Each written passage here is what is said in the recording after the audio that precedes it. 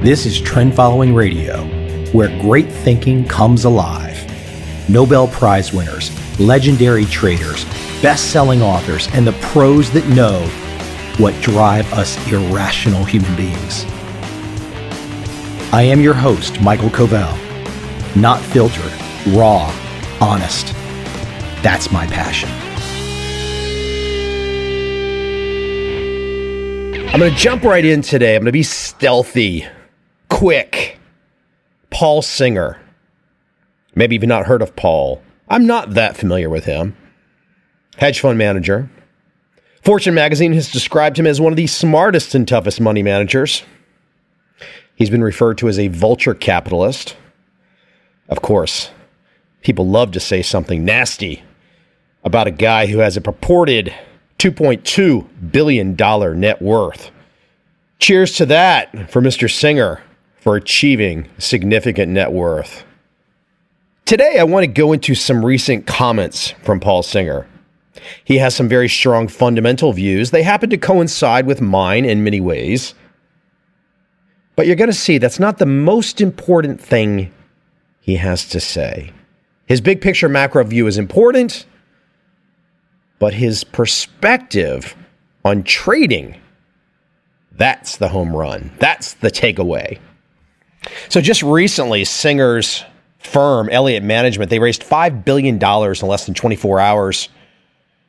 He apparently is not going to put it to use. He sees the market, the stock market, as exceptionally high. I'm going to say he is probably saying it's overvalued. He sees real problems. Again, this is his macro perspective. He sees real problems if Trump's growth agenda is not implemented and says, quote, all hell will break loose. He goes on to say, given groupthink and the determination of policymakers to do whatever it takes to prevent the next market crash, we think the low volatility levitation magic act of stocks and bonds will exist until the disenchanting moment when it does not. And then all hell will break loose. Don't ask us what hell looks like. A lamentable scenario that will nevertheless present opportunities that are likely to be both extraordinary and ephemeral. The only way to take advantage of those opportunities is to have ready access to capital. That's fairly ominous. And there have been many, many predictions such as that from many noted voices, many noted market voices, frankly, since March of 2009. No one has been able to figure out how and why markets have risen, especially U.S. stock markets, have risen like they have since that March 2009 low. But they have. And you can't argue with it.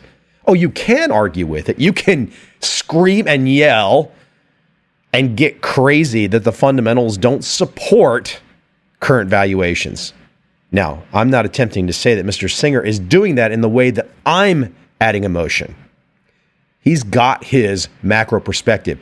He's made $2.2 billion. He clearly knows what the hell he's doing. But there's more to it. Because so many of these folks out there that have the big, bad, bold macro play, that's all they've got. That's all they've got. People love to listen to that shit too. The dollar will end on March 1st. Right? You've probably heard this kind of nonsense from people over the years. And people pay money for that kind of advice, believe it or not. People get so frightened by the doomsayers. They will do anything and follow anyone that says the world is ending. Now, again, you might just say, based on the comments that I just read, one Mr. Paul Singer is a doom and gloomer. And maybe he would describe himself as that. I've not yet talked to him. It looks like he'd be a great interview. And if anyone has a lead, I'd love to get him on this show. I know he would be a fascinating conversation. I've seen him speak many times. That foundation, that perspective laid out, let's step back now. Now that you know a little bit about Paul Singer, you know a little bit about his macro perspective, let's look at his trading perspective. Because here's where the brilliance shines. These are 5 pieces of advice from Singer's private first quarter letter to investors. Now, these 5 pieces of advice are in no particular order. Let me read them. No security price is too high or low that it cannot go higher or lower. That's number 1. Number 2, turns in markets are impossible to time. Number 3, big changes in market prices frequently occur far in advance of when the reasons for the changes become apparent, and by then it is too late to incorporate the new information into one's trading at the old prices. Number 4, one of the most important reasons to avoid significant losses is to avoid the painful and sometimes terminal effect of severe adversity on the quality of money managers' decision-making processes. And number 5, a wide and deep education about the world, not just about capital structures, corporate business strategies, and industry dynamics, is essential to the long-term success of money managers. This note goes on to say, these lessons have shaped the attitude of Singer's firm towards trading, investing, and predictability of markets, risk management, and building an organization. Ring the trend following bell. I don't know exactly what Paul Singer is doing. And again, as I said at the top, I share some of his bearish personal perspective. If you take away interest income for nearly a decade and let the markets run to some crazy level, all controlled by the Fed and policymakers, imbalances are bound to be building up. They are building up. But Singer is clearly not trading alone off his macro perspective. He's using very, very, very strong-willed, trend-following, philosophical basics to make his money. No security is too high or too low that it cannot go higher or lower. If you don't know what that means, stop, turn this podcast off and figure it out. No security price is too high or low that it cannot go higher or lower. That's like the golden rule. Let that become fiber in you. Make it part of your DNA. Fucking prices can go to the moon. Fucking prices can go straight down. There's no rhyme or reason. It just can happen. Believe it. And once you believe that, what are you left with? You're left with peace of mind. You're left with, okay, now I just need to figure out a strategy to ride these crazy up and down moves that no one knows about or can predict in advance. And again, I'm repeating, that turns to Singer's second one. Turns in markets are impossible to time. Impossible to time. Impossible to time.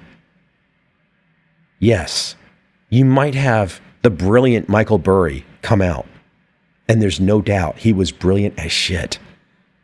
And a great book and a great film. And bless him, he freaking nailed it. But what's the plan over time? What's the strategy over time? What's the consistent process over time? Yes, again, Burry deserves all the credit for figuring out the subprime issue. But he hasn't repeated it. And that does raise the issue of survivorship bias, even if he was brilliant, and even if he was right, and even if he knew exactly what he was doing. Singer's comments, on the other hand, are enduring. They last forever. And this third one, to restate it, big changes in market prices frequently occur far in advance of when the reasons for the changes become apparent, and by then it's too late to incorporate the new information into one's trading at the old prices. Hence, what are you left with, Buddha? You're in the moment of right now. You're in the moment of right fucking now, Buddha. Now, I don't think Buddha would talk that way. But there's no doubt the Zen perspective is in charge here. The moment of right now. And what is the moment of right now when it comes to the markets? It's the traded price you can see on your screen right now. That's it. The other stuff, it's a guess, it's a hunch. It might happen, it might not happen. It's not real. The only thing that's real is right now. We don't have the past. We don't have the future. Yesterday don't matter if it's gone, as Mick Jagger sang in Ruby Tuesday. And in the grand trend-following tradition, Singer's fourth point, one of the most important reasons to avoid significant losses is to avoid the painful and sometimes terminal effect of severe adversity on the quality of a money manager's decision-making process. Terminal effect.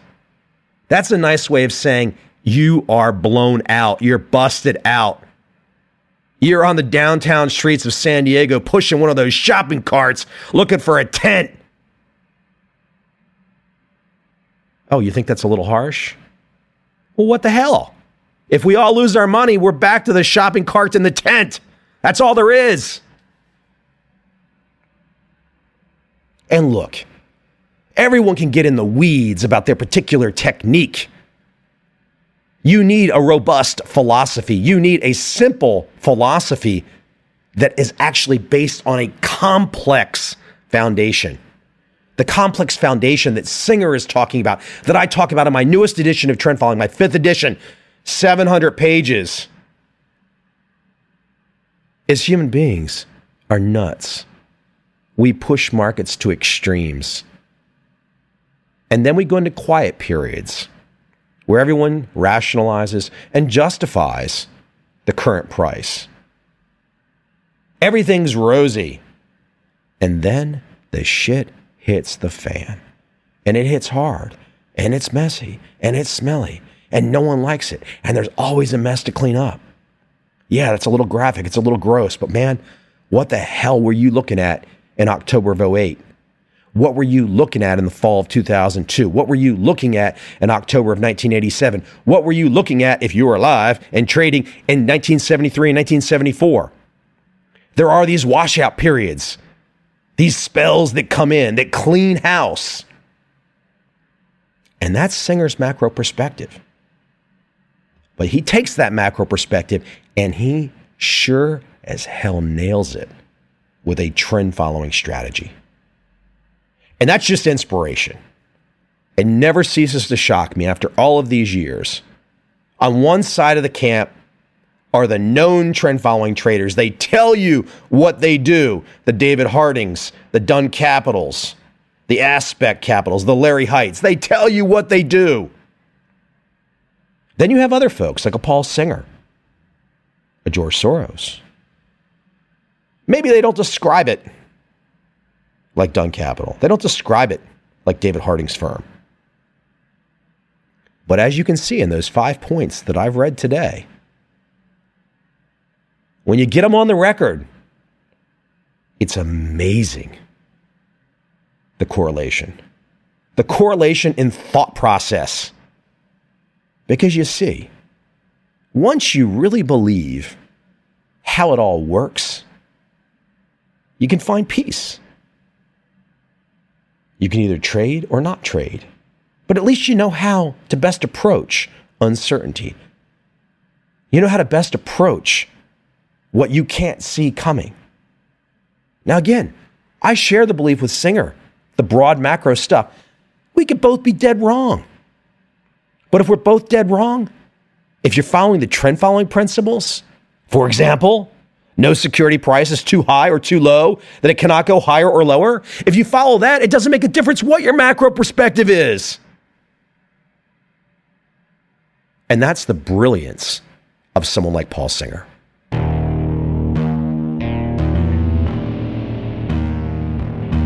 I see a time when those awake will understand how to make money in up, down, and surprise markets. Whether new trader or experienced, college student or financial advisor, protecting against a crash or just trying to make a lot of money, trend following offers everyone an answer in uncertain times. To get started immediately, send me an email, michael@covel.com. I will send you the right trend following steps to take along with my free video. But if you want to buy and hold, trust the government and trust Wall Street, this is absolutely not for you.